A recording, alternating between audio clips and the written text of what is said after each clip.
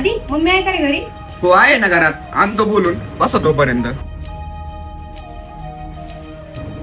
Mummy, साईची mummy आली बघ ना. हो आलीच.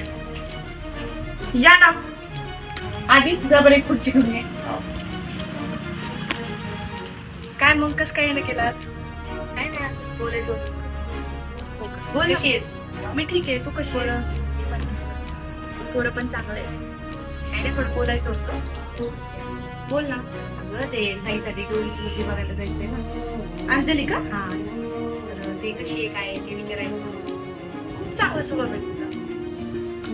चांगली आहे मुलगी आणि घर पण चांगली सांभाळणारी आहे. त्याच्यामुळे तुम्हाला करायला काय अडचण नाही.